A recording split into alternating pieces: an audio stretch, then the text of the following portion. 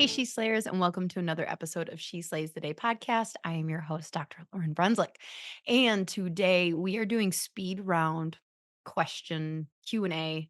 It's not an ask me anything because it was kind of going on the trend that has been happening on Instagram lately, where it's like basically you divide people into two groups and say, you ask a question, you answer a question. And so I was like, well, let's just see what happens in the comments. So these questions were are on a post on my Instagram page. And then I'm going to go through as many as possible, okay? But first, speaking of Instagram, I don't know why I did this. So yesterday was the eclipse. So I'm going to blame the eclipse energy but I got into like a weird little Instagram fight with a chiro and I don't know why I picked it. So all right, I do know why. You're going to be like, "Yeah, I know why." But I just don't know why I said anything. So the post was like, old school chiropractors don't want you to know that you don't need basically a care plan and you can get the same results with less time and money.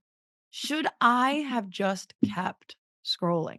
Yes, I should have. But I was like, well, okay, I'm just going to politely say that that depends on what your goals of care are.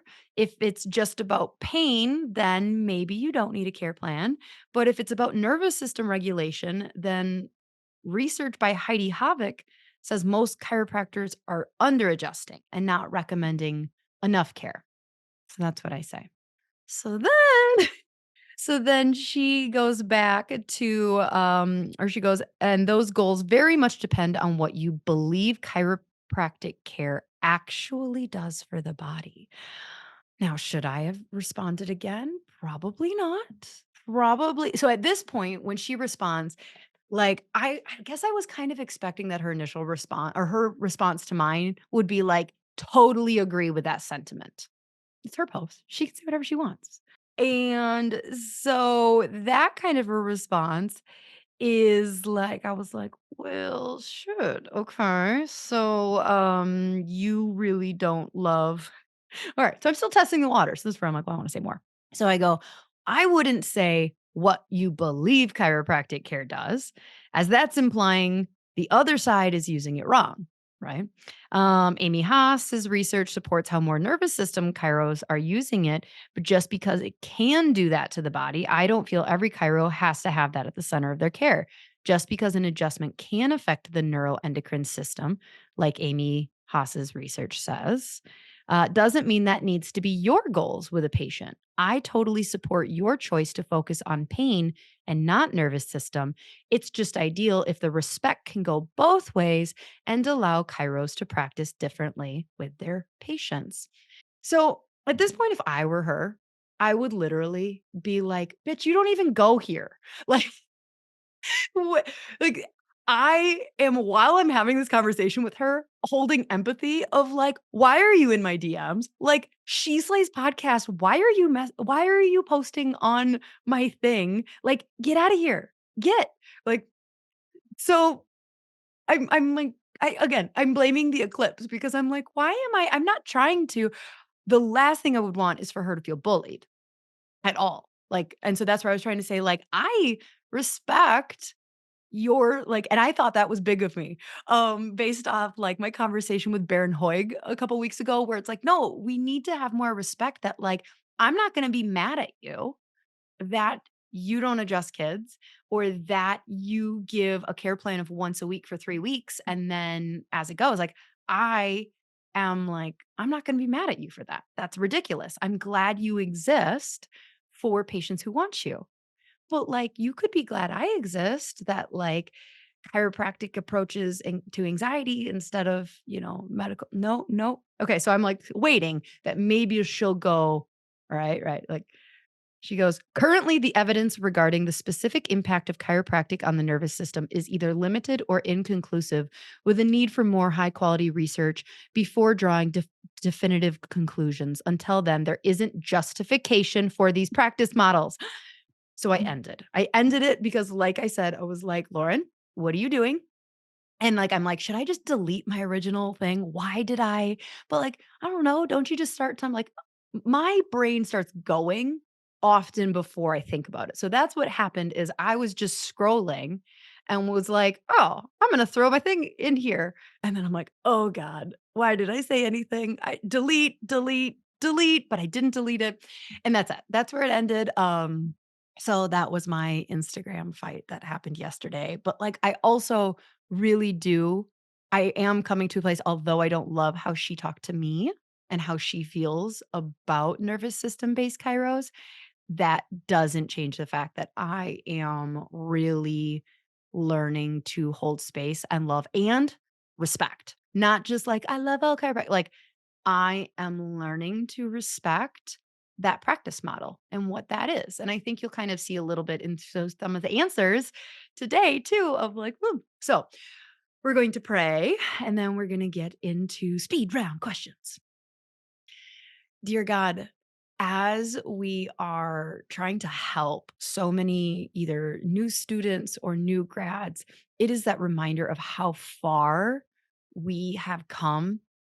Those of us who've been in practice for a while, and to think back on some of these questions that were just like so important and like at the time, and we had to figure out our answers and overcome themselves. And so on a day-to-day basis where so many of us just don't feel like we are doing enough or accomplishing enough, as we go through these questions, for those that it like help me give the best advice that you want me to give to them, and those who are needing to hear it, take what I say with a grain of salt, and like don't let me get in the way of the practice or career or life that you have planned for that individual listening.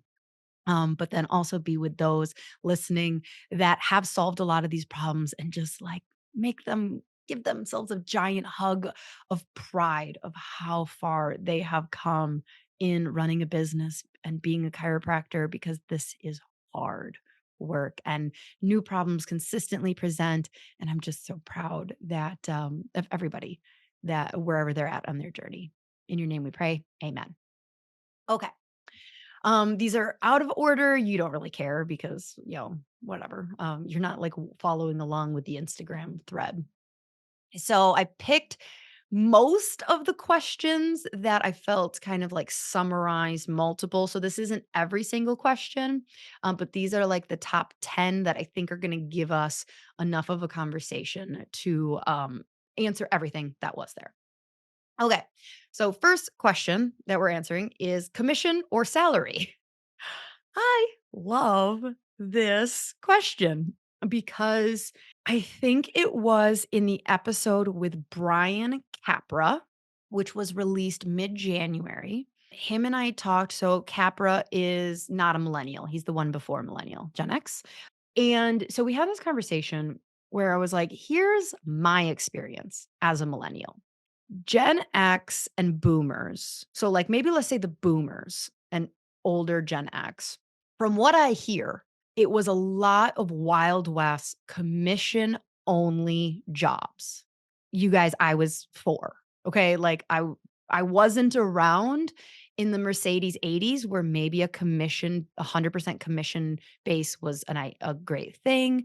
By the way, I don't think 100% commission is insane. It's not what I do, but like, so there was this like thing that happened, and there are all of these stories. This is where we get the phrase chiropractors eat their young. And, there's all these stories about like I was making $35,000 a year. The front desk was making more than me. And I'm like, okay, I get where some of the commission structures that were there were not conducive for mutual growth. Okay. Like mutual financial success, which I think is really important. So then came along an era of 100% salary. And I think that that was eaten up of like, because we're still hearing these like horror stories of commission based jobs. And what associates were wanting was the stability of a guaranteed paycheck and what came with that. Now, don't shoot the messenger, okay? Like that's going to be the thread through all of this. Is like, listen, I am just here to read the news, people. So what I see now is jobs that can't give like a $90,000 guarantee or a $110,000 a year guarantee salary unless there is hustle and grind and work ethic with it. So then we see, okay, you want to guarantee that I'm going to give you 65,000 or, like, because I don't know what, like if you just want to show up and not grow and like not grow my practice and not do this, like, okay, so this is just what I'm seeing. Okay. I'm also seeing, I've had multiple chiros who've reached out and are like, hey, how would you handle this? And they have an associate who is mostly salary. Like I'm not including like if you're making less than $10,000 a year in like bonuses, quarterly bonuses or things like that, or like maybe less than 6,000, like we're not really talking that. Like I'm talking when I'm saying commission where it's like up to 30% of your income is dependent on commission. Okay? So like just so I'm like we're not talking about the ones that are like, yeah, I get paid 70,000 and then I get, another 5 to 10 in like quarterly bonuses. Okay. That's not what we're talking about. So what I'm seeing is docs who have associates that are making decent money, you know, 80, 90, 110, have PTO, and they're being approached by their associates saying, I feel undervalued and I want more money. And what I see, and that's not the associate's fault, but what I think has happened when we've gone from like so dependent on commission to so dependent on salary is employees have lost a little bit of the like reality that money and patient numbers go hand in hand. And there have been multiple times where I've had a DM or an email from a doc saying, like, they want more money and are telling me they're burnt out and want to work less.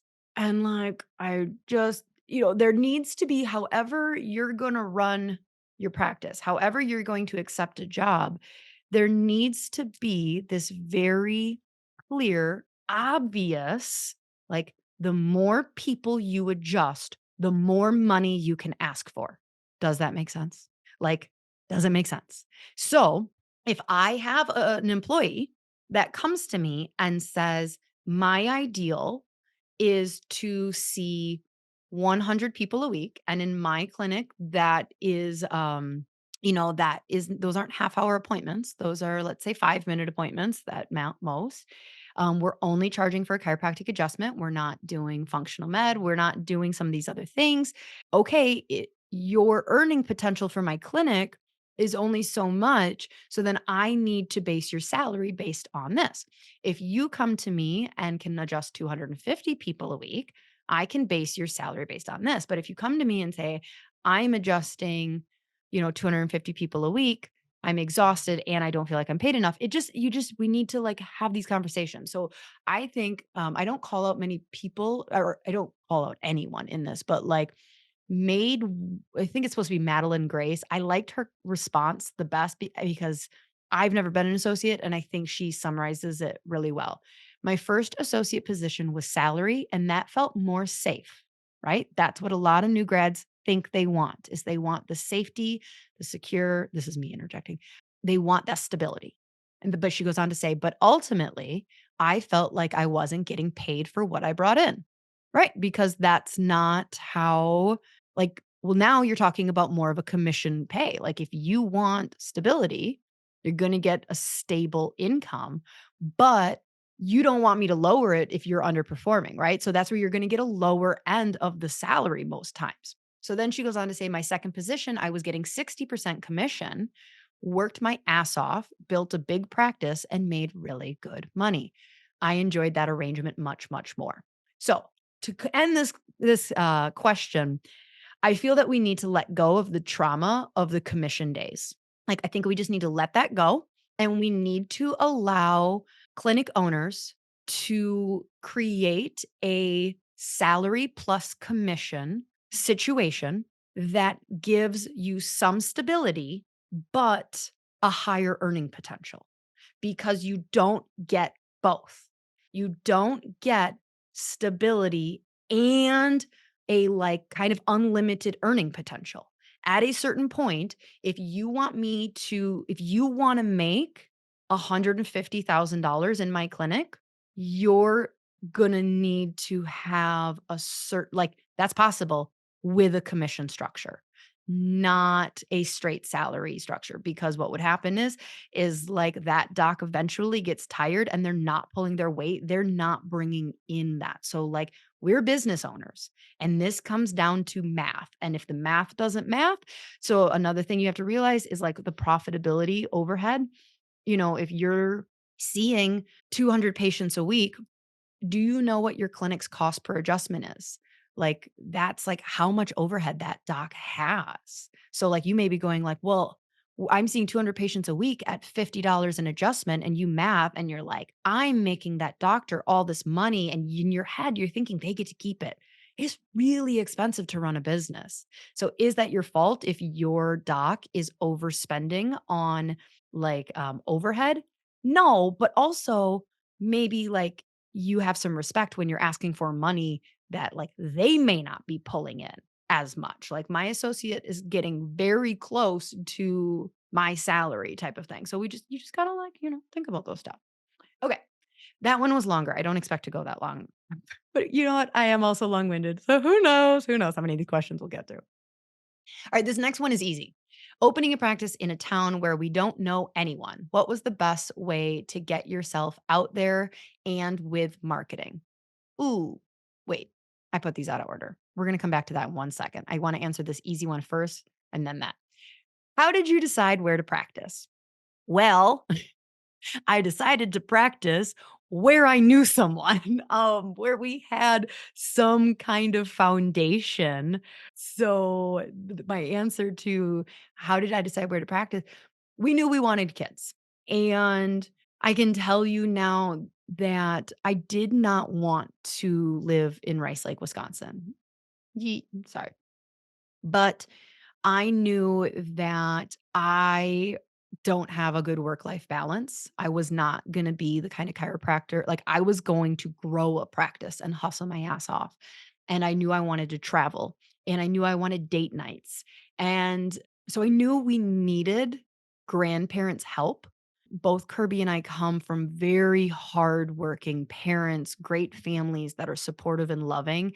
And it would have been, in my mind, stupid to try and raise kids in San Francisco or San Diego or Colorado while we had such great support in Wisconsin. So we moved to his hometown instead of mine. My hometown is 3 hours from his because there were a lot of pediatric chiropractors already in my hometown, a lot. And his hometown had zero. They really didn't even have female chiropractors. They had your very standard insurance male chiropractor in his 50s. So when I looked at the markets, both were going to be great. Both sets of grandparents were going to be able to help us raise kids, but one market stood out as much more strategic. So that's how we decided where to practice. So then going back to the previous question, opening a practice where we don't know anyone, what's the best way to get yourself out there with marketing? Well, you got to meet people. Like, that is if you don't have the friends and the groups and the connections, join and don't just think about the business. So obviously some of the answers here were like BNI groups and the Chamber of Commerce and all from that. I would say that thinking more of like sports leagues of like, is there a pickleball group that you could join, a church group where, you can join, or thinking all of your hobbies as a strategic move of like, I would be living my life through the lens of marketing. Yeah. How I work out. Is there a way I can work out where I'm meeting people and getting my name out? Is how I grocery shop. Is there a way that I can be meeting people? And, all of that stuff is how, because you just have to make those connections. If you're only going through the lens of social media and digital marketing, then you're really missing out on that face to face trust and brand. Oh, this next one. Okay. What's one thing you wish you were taught back in school? So there's a lot of answers on this one, and like they were all really good. A lot of the answers came down to how to actually run a business. Now, when I graduated in 2010, we did have a couple trimesters of a business course. What was his name? Something Erickson. And I thought he did good, like even at Northwestern and stuff, y'all. But looking at, all right, let's just take my sample here. And like I'm gonna play devil's advocate for the schools a little bit because y'all know that we're a little divided, right? In like how we like to practice, especially the next question of how many patients per day a week is your ideal volume and why. Woo-hoo. The answers on that one are interesting, but we'll get to that in a sec. So I had a graduating class of like 110. And first of all, what the business class did do was teach us how to write a business plan, which was helpful information. I also don't know what else we talked about in there. Maybe there was marketing. It was a long time ago. And ultimately, whatever they were doing in 2010 is probably not what they're doing now in 2024. So I think that schools are trying to give some business advice. But the analogy I use for it is it's like someone trying to teach you how to crochet, but you don't have yarn and needles yet. You're just like learning through a PowerPoint and they're going like, and then you're going to slip this piece through that loop. And you're like, yeah, okay. Yep. Sounds easy. Yep. I'll totally remember that and execute that when the time has come. And then a year later, 5 years later, you finally get yarn and needles in hand and you're like, "Wait, what? What was the first step?" Like it's a hard thing to teach.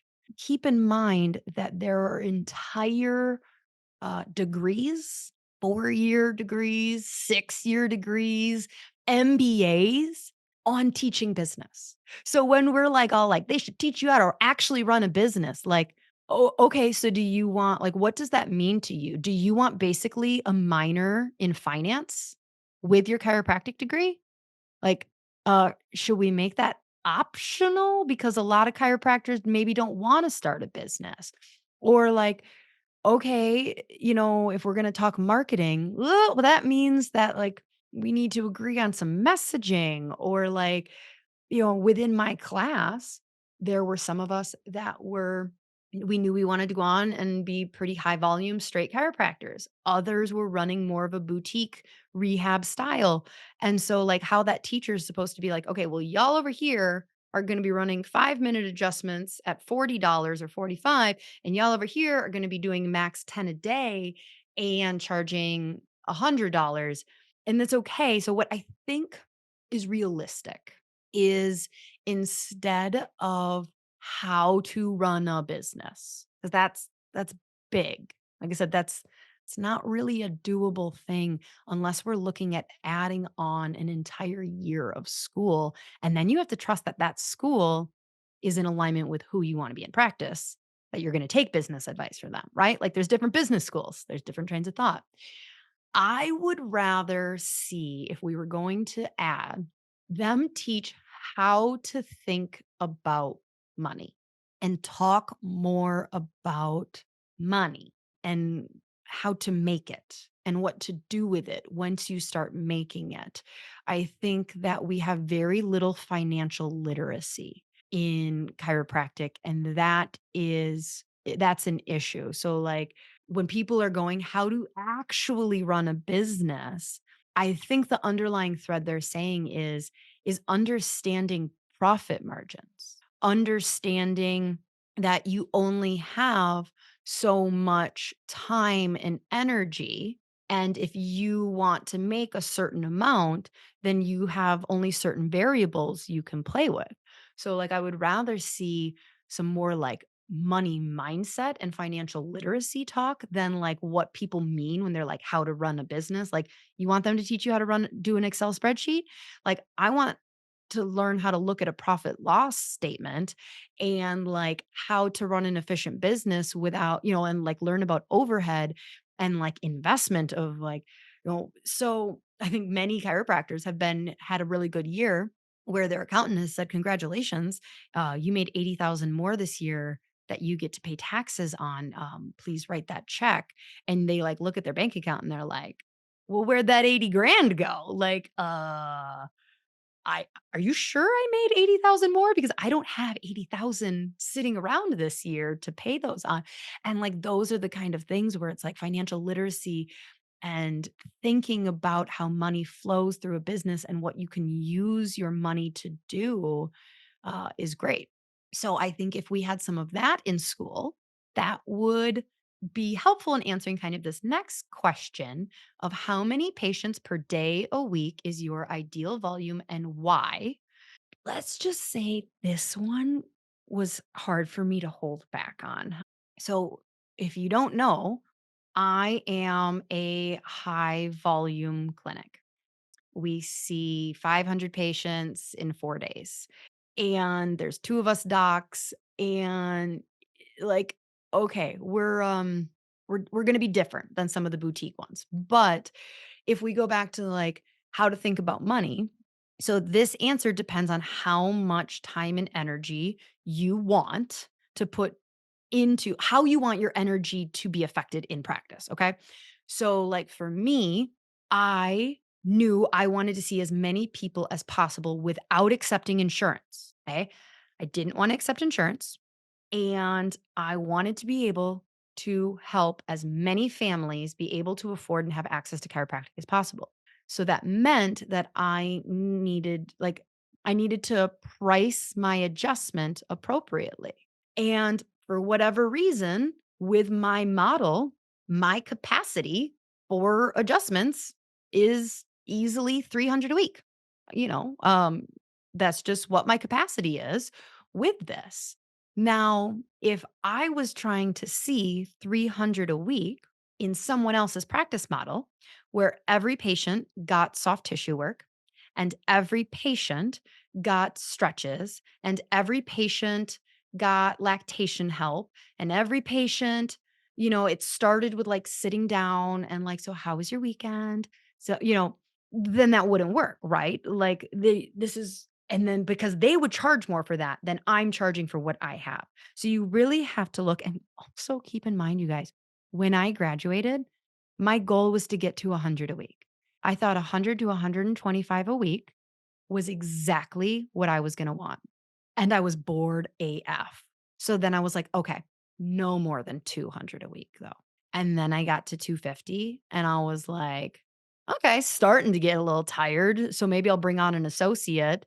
And then we went up like, so sometimes if you're a student or new grad listening and you haven't adjusted in that setting yet, you don't know. Like, you really don't ultimately know what your capacity is until you're faced with it. There's a lot of chiros who will go work in a high volume and they die.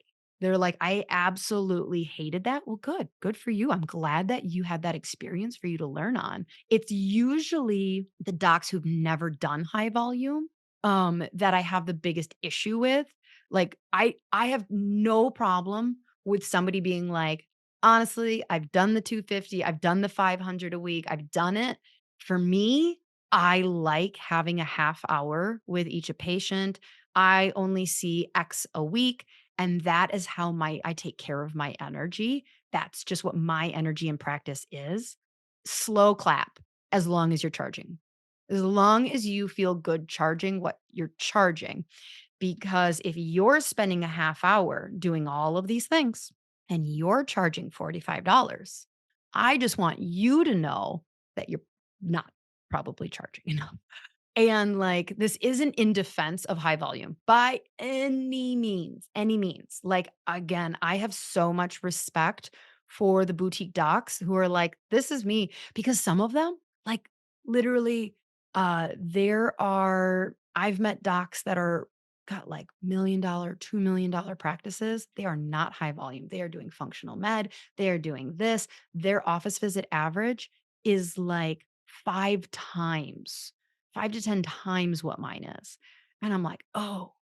And then guess what also happens is when you're not seeing a ton of high volume, you don't need to have a ton of CAs. So, like, there are benefits for sure if that's your personality. It just wasn't mine.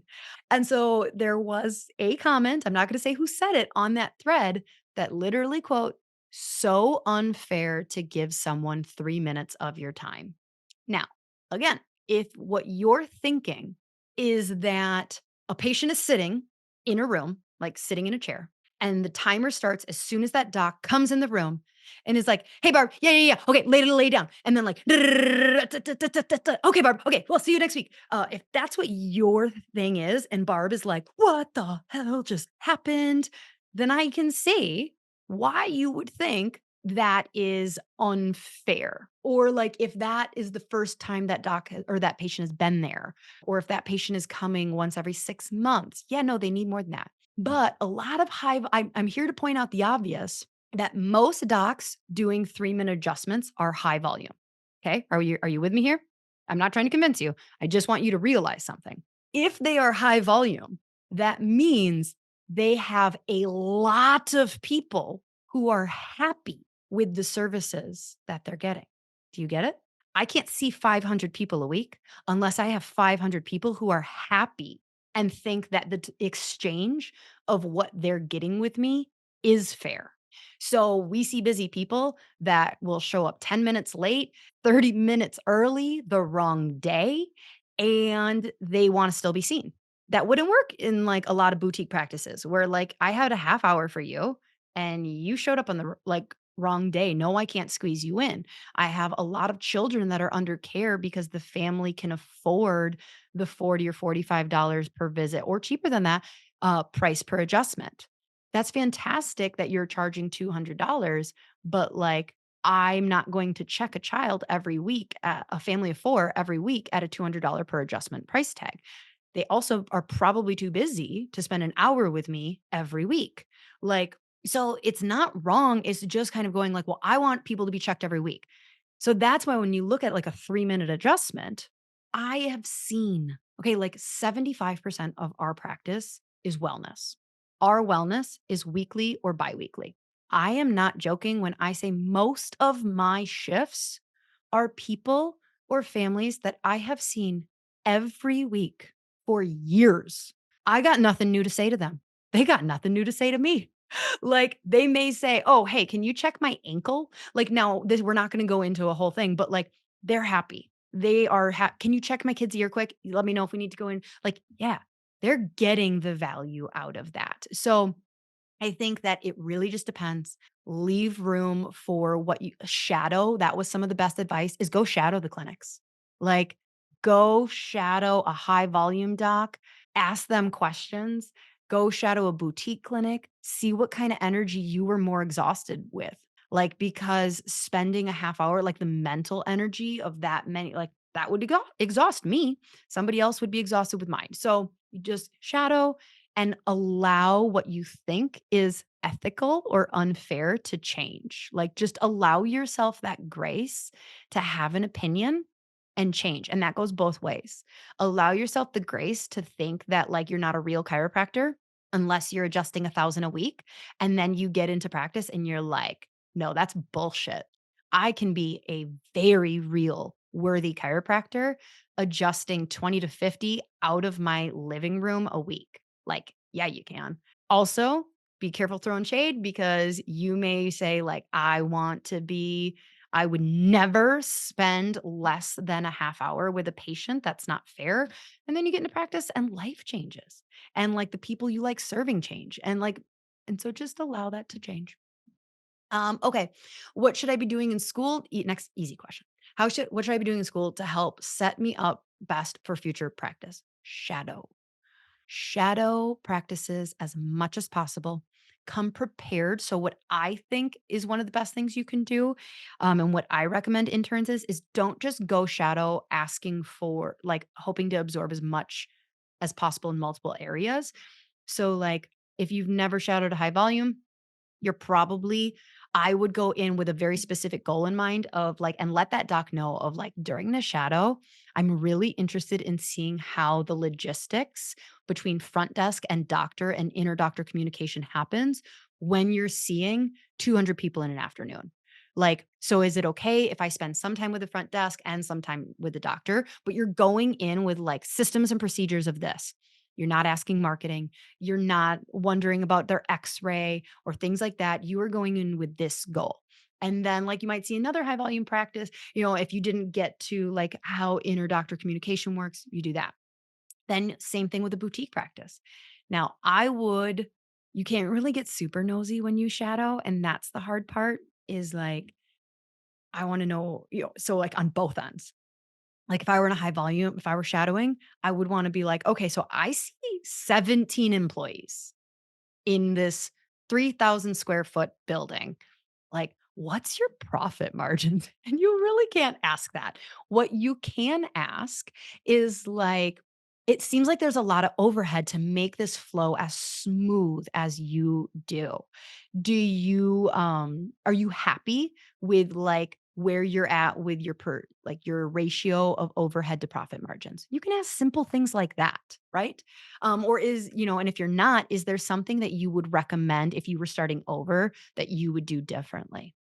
So, same thing with shadowing another like there's just ways that you can ask these questions that aren't like, so are you paying your bills? And not that it's all about money. I'm just saying some of these should be about money. Some of these shadows should be about like, okay, that's cool that you're super principled and that this is the kind of care plans you do. I love that. How does this like play out and work? Like, because you're going to shadow sometimes for technique. Great. You're going to sometimes shadow for systems and procedures. Great. Sometimes you might shadow if there's a clinic that's just rocking it on Facebook with their marketing. You might want to like know like, hey, so like who's running your marketing? And are you guys doing Facebook ads? Like, oh, it's Sheila at the front desk. Like, cool. Well, I'd love to spend a half hour shadowing you, but then can I go spend time with Sheila? Like, just shadow, shadow, shadow. That's my number one thing for getting you set up for success for future practice. Okay, next question. How do you balance making money, giving your best care, continuing to learn, and life outside of work, especially starting out on your own? Is that even possible until you're a few years in? All right. You guys, you want to get real here? We're going to get real. And this might upset a lot of Kairos because what we have a lot of, which I'm not saying they're wrong. I feel that they're lying to you. There's a difference. No, they're not intentionally lying. They're just forgetting, or they're telling you advice that they kind of didn't follow themselves. So, a lot of what we have is that, like, right out of the gate, you need to build that practice of your dreams. And when we talk about practice of your dreams, what are we talking about? We're talking about amount of money you're making, amount of time and energy that's involved in that. That's what the practice of your dreams comes down to. But each one of those is very important. Amount you're spending, adjusting, and working on the clinic, the amount of energy it pulls from you, and the amount of money that you are getting in exchange for that. Everybody's practice of their dream comes down to those equations. So we see like set that right away. I disagree. I'm sorry. And you know who's on my side? People like Alex Hermosi and Gary Vee. So I'm right, you're wrong. No, I'm just kidding. But kind of. We have people who built massively successful practices. They're the practice of their dreams. They aren't, they've got associates, they've got systems and procedures, marketing, they're vacationing, they're doing all this wonderful stuff, and they have money to pay their loans back and their debt and go on vacations. They built their ideal practice. But to get there, they hustled their ass off. They hustled. They woke up early. They were handing out flyers while walking their kid in a stroller. They were at the farmer's market doing the screenings. They hustled. I believe that any chiropractor or business coach who tells you that you can have a massively I'll just make it about money, a large practice of impact and abundance financially while prioritizing your weekends and like having boundaries around your work family balance. You're not going to build that practice. But if that's not the practice of your dreams, that's okay, right? Like it's okay if your goal is to get to 100 a week. I think you can build that while prioritizing those other things. But like, I'm sorry. I would argue there is not a single chiropractor who is seeing high volume, or if it's not high volume, it's multi-practitioner, like, they're at that $1,000,000 plus mark, or, or they're a solopreneur and they're taking home 500, but it's all them. Like, they didn't get there. They didn't get there without hustling and the initial grind. Now, how long you grind for is really up to you. I can tell you that the sooner you pull back, there's things are gonna kind of stagnate and people are gonna be so mad. Oh my God, there's gonna be so mad. Lauren, if you have the right people in play, your business can continue to explode even while you're on like dinner dates with your husbands. And yeah, husbands. Did you hear the plural in there? Like, I get what you're saying. I get what you're saying. I don't really disagree. I just don't think we have enough massively successful chiropractors being honest about how freaking hard it is and how much they worked. So if you want to balance making money, giving your best care, I mean, I think you kind of got to take what we like, what, as long as you're charging for your best care. Okay. Like, like I said, I feel real good about you got an adjustment. I will take 35 to $55 depending on what care plan you're on. I feel good about that. I don't feel bad not giving someone massage. I don't feel bad not giving them rehab exercises. But for you, if you're like, that's the best care. Like, would 100% of people be better off if they got soft tissue work? Like, sure, absolutely, but make sure you charge appropriately. So then continuing to learn is like, yeah, learn on, like we already learned, school doesn't give you business. So like, you're hustling, you're waking up at 5 a.m. and reading things and buying seminars or, business focus things on the areas that you're weak on and running a practice. Maybe you're buying a $500 course on how to learn how to do Facebook ads. How do you balance it? Well, you sleep an hour less or you watch Netflix an hour less.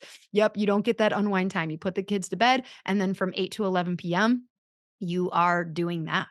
Life outside of work, you don't have one. Like, you get kids, okay? If you have kids, that's your only life. So you get like dinner time, but like, if you're in that starting out on your own, my answer would be, is that even possible until you're fused in? Nah, don't count on it, girl. Like, don't count on it. And that's okay. Jay Shetty talks about this of like, we have to stop telling people that they can have it all at the same time. Oh, I just referenced Jay Shetty. Is he canceled right now? I don't know what's going on. Like, he was like not in India. I don't know.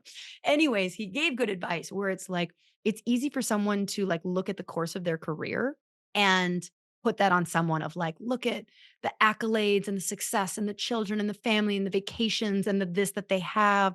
And it's like, but I wasn't focused on all of that at the same time.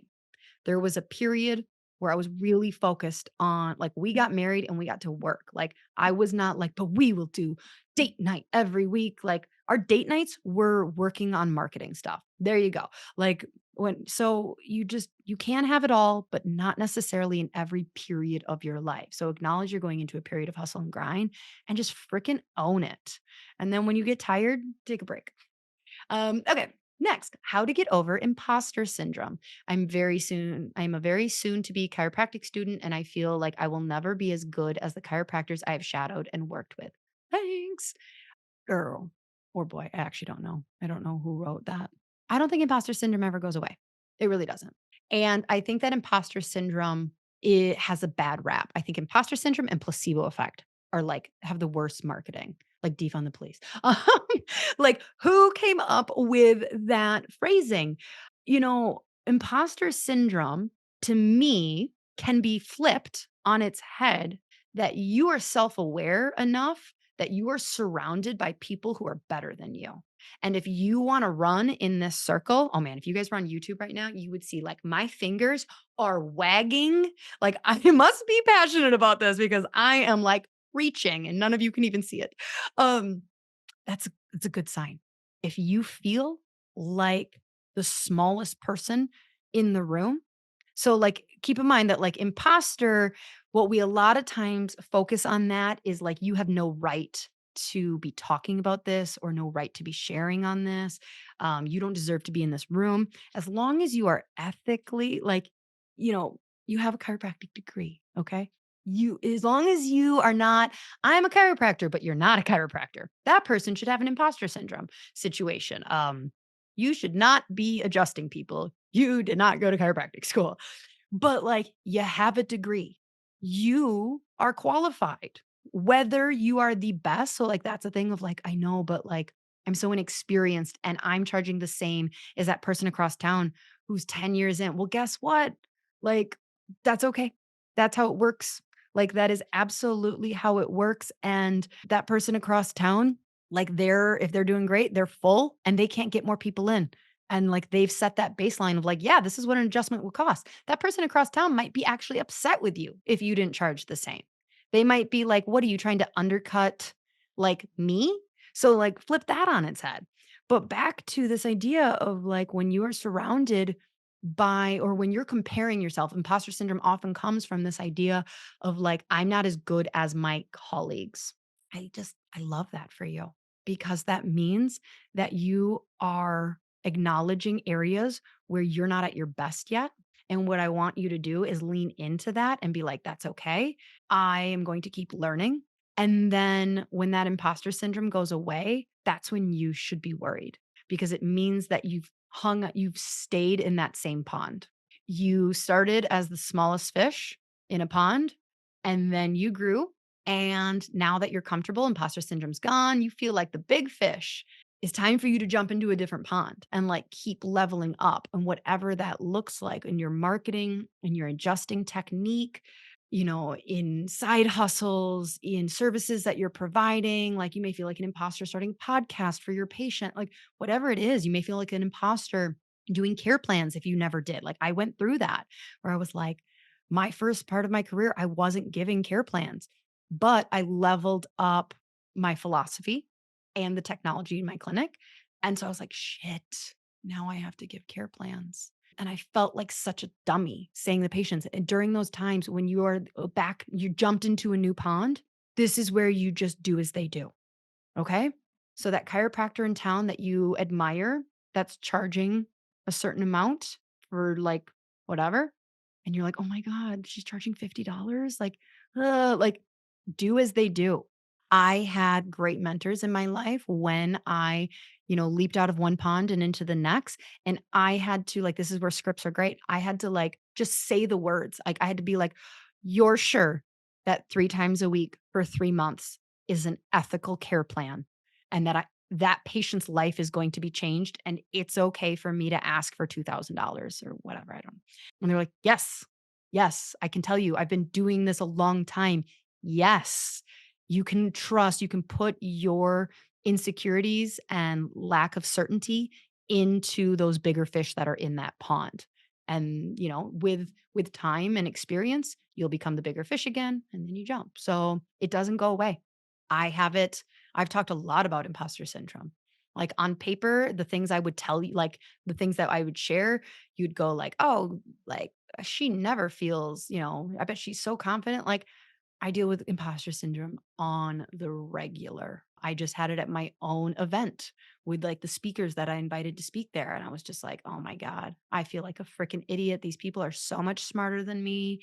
But guess what? They're at my event that I put on and got people to come to. Like, so I don't know. Good luck. Next question. When do I leave an associate position to open up on my own?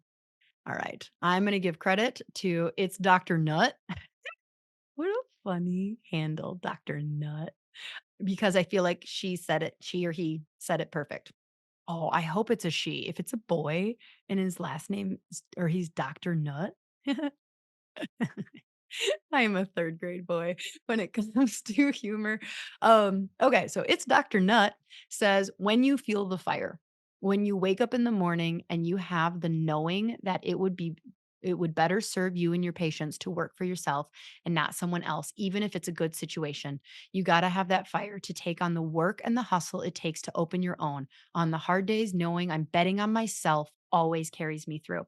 And I think we have so much in social media right now that's like anti-boss culture. You don't It's okay if you can have a great boss and learn a lot from them. You can have a terrible boss and learn a lot from them. If you have a terrible boss, it doesn't mean you need to open your own. If you have a terrible boss, it means you need to consider finding a new boss because there are plenty of chiropractors out there who are really focused on being excellent leaders and want to love and support you. It's okay. That doesn't mean you need to open your own. What it's Dr. Nutt is talking about is this entrepreneurial fire. When I talked about the 2 questions ago of how do you balance making money and your best care and learning, it comes from this passion. I don't wake up at 5 in the morning anymore because I don't have to. But back then I was on fire and I was excited to get up at 5 and start studying and like start learning. There have been periods in my life where I'm like, I am up. I am ready. I am working late. I am doing these things. And it came from this like self motivating fire. If you're like wanting to open your own practice because all you're doing is going, I'm seeing 125 people a week and our clinic charges $75 a visit. I could be making $800,000. I don't know what that math turns out to a week or a year. Oh my gosh. If that's the only thing you're doing, not going to get you through. I'm sorry. It's just not. If like you are going into this as like a money grab thing, you will not sustain because it is freaking hard. But there is so much good that can come if you are on fire, and then the sooner the better. Because once God has put that fire in you of this is what you need to do, it's not going to go away. And then you're just wasting time. Unless you're like purposefully learning and stuff like that. But if you're an associate and let's say you're making great money and your job is great, but like you just go to bed dreaming about this and that, and like it's not an anti your current job, but just like God lit you up, He put a dream in your heart, then like get your ducks in a row and do it because time is of the essence. So there we go. Okay, we're almost done. What was the most burnt out you felt either as a student or doc, and how did you bring yourself back from the depths? From the depths of burnout. Oh my gosh. I didn't burn out as a student, but I will say there was a point in my second trimester where I realized not everybody loved chiropractic. And I really struggled with that because I am a people pleaser person and I want everyone to like me. And so it was like, how do I really wanna keep going? Like, it was hard. Chiropractic school was so hard. And one of the people put, like, one of the answers sorry, they're not getting credit, but when I was reading through the answers, they said, like, "Go back to your why." So as a student, that's what I had to do. Of like my original why was everybody likes their chiropractor. Like that's going to get me through life. And I was like, oh, not everybody likes the chiropractor. And so I had to figure out a deeper why that would get me through school. And that's what I did then. Now, as far as like bring yourself back from the depths of burnout as in practice. God, this is like an hour-long episode on its own because it really depends. You need to look at so many different aspects of like, why are you burnt out? When there is, so like some of the scenarios, when you feel there's a fair exchange for what you're giving and what you're receiving, you're less likely to burn out. So that doesn't necessarily mean like, are you adjusting too many people? Okay. Does your shoulder hurt? So then maybe you are adjusting too many people. So then maybe like if you are in physical pain while you are adjusting all day, it is going to take you 3 seconds to burn out. Like that sucks. You need to change your technique or you need to pivot your practice to suit your physical body better or pivot your practice to suit your mental body. So you've got like burnout comes from so many different areas of like checking in with your mental body. Do you have kids? Like, are you burnt out because like getting home at 6 p.m. and like frantically throwing together dinner is just too much? Okay. Well, if you were done at like 4:30 or like you pivoted, like you could hire a house manager to come start like all right, let's think creatively. But everybody's burnout is going to be very very different. Like if you're like I'm just burnt out because I'm bored, that's a different thing. Now, as a student, you're not burnt out because you're bored, right? You're burnt out because you just don't have, like, it's just hard. You are grinding without what you feel is the fair exchange, right? Like, I can grind if I'm making money. You're a student, you're like, I am grinding, but you're not seeing any of the fruits of it yet. But like in practice, okay, so you're grinding, but you're getting the fruits of that. Fantastic. But like mentally, if you are just like, I don't have any free time to, my time is all like the dream practice, like I said, money, time, energy. So you got to look is do you feel like there's a fair exchange? Do you feel like you've set up enough time in your life and are is your practice run differently than you thought you wanted to? Like maybe again, you went in, you wanted high volume. Oops, never mind. No, I don't. Maybe you wanted boutique. Oops, no, I don't. But checking in with those threes and not be afraid to pivot. You have to pivot. Pivot. Oh my God, walked right into that. And like, I think that, oh God, it's just too hard to answer specifically, but like that's where I would go with somebody is a really deep dive. There's the exercise of like the 7 whys. So the first question I would ask you is, why are you burnt out? And you're going to give me an answer. And then I would go, why? And you give me another answer. And then I go, why? And then I go, why? And then I go, why? And then I go, why? And then like you get deep enough where all of a sudden your answer as to why you're burnt out is so specific and authentic to you and your situation. And hopefully from there, you have, you know what you need to do. Now, it may not be easy. Like there are so many changes in this that are not easy because if you allowed yourself to get to this situation, it was because the money's good, but the time is bad, or the time is great, but you're burnt out because you're in fight or flight mode and you can't pay your bills, or like whatever it is, like you just, the answer, you got to get to that root of what burnt you out and then pivot going forward. Okay. So, last question I have here is why will no one just tell students that we have to work so hard to earn our jobs and earn our ability to see patients, especially if you're on your own for marketing. Like it's a whole part of the job that people want to show off about and tell people how to do, but it's sometimes equally as much of the job. Okay. So, I think that to answer this, like, I think I understand, like, basically, this isn't really a question. This is a why did nobody tell me this was so hard? And I think that it's because a lot of the people giving you, oh gosh, I'm going to get into hot water here. Okay. Part of the reason that this podcast does well and that people enjoy hearing me speak on stages or whatever. And by the way, some people hate hearing me speak. That's okay. Is because of brutal honesty. And I think that a lot of the times what happens is someone has something to sell and it is difficult to be vulnerable and raw that something is hard. Because if you say it's hard, then that means that the thing you're selling doesn't make it easy. Are you following me? So, like, you'll have people on stages being like, I've figured out the key to having it all, starting up a practice without the hustle and grind. Like, they have taken a problem that something is hard and are selling that if you just knew what they knew and did what they did, it can be easy. And I don't fault them. I guarantee you there are times in my life where I've unintentionally done that. And like I get where like a lot of it is very good natured of like, coaches would listen to this and really struggle with like, Lauren, you said this. And I might be, and then really it's more this. And I'd be like, no, you're right. You're right. You're right. You're right. I would rather, I'm a pragmatist. Okay. I am not an optimist or a cynic or a pessimist. Okay. I mean, I'm kind of cynical. I'm a little bit of a cynical asshole, but ultimately, it comes down to like, I am a pragmatic person. It is what it is. Here is the reality. And then my reality is going to be different than other people's. So it's not saying they're lying. Maybe their reality was different. I'm just saying, like, yeah, no, I hear you. People don't want to get on stage and be vulnerable.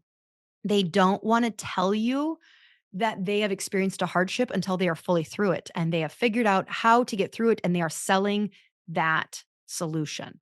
Now, there are great solutions that deserve to be sold, but don't hear like I sell something, I sell a high ticket course.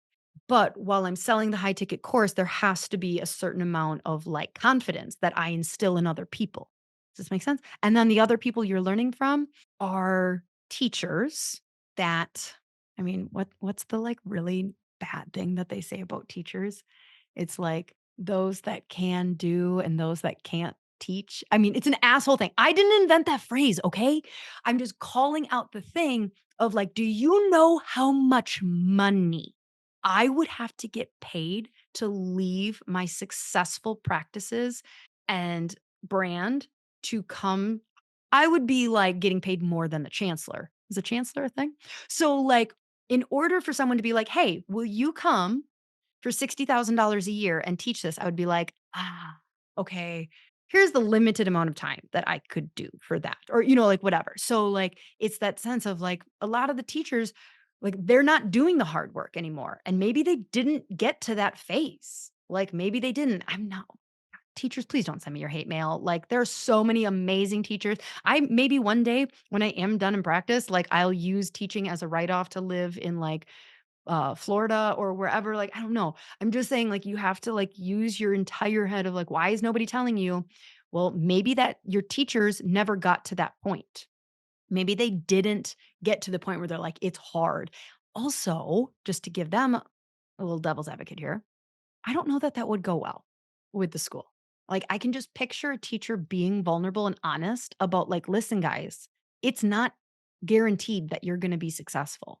Half of you can you imagine? Like, this is the shit I would get fired as a teacher for, and they'd be like, "And we're overpaying you." What can you imagine if I sat in front of a room and really hammered home, 50% of you will be not using your degree in 5 years? That's not really what students want to hear. That's not exactly the motivational speech that a school wants a teacher saying. So there's politics. It's complicated.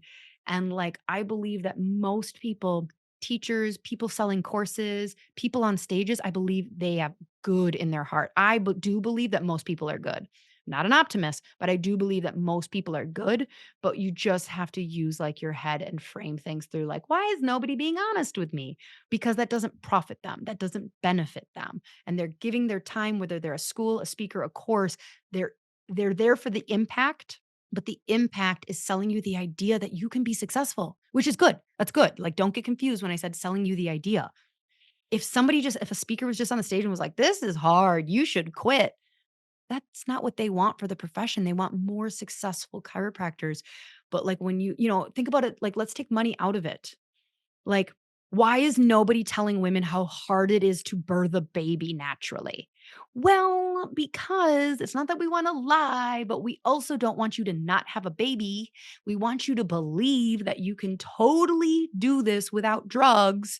And so I have to kind of inspire you that it was this beautiful thing. It's not a lie, but I'm going to really focus on the pros because it's going to hurt as hell. I don't need to focus on that. So, like, maybe that helps thinking about like people are good natured, but like, yeah.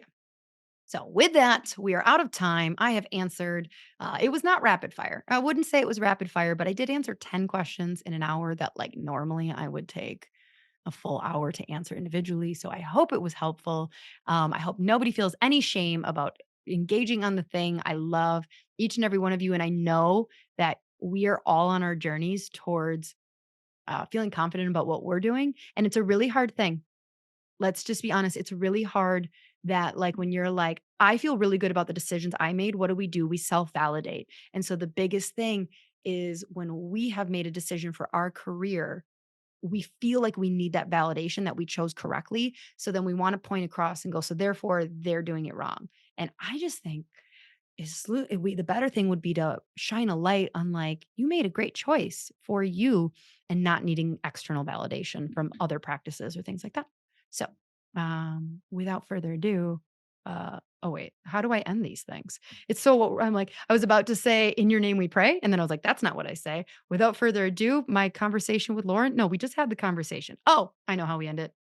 Until next week, She Slayers. Bye.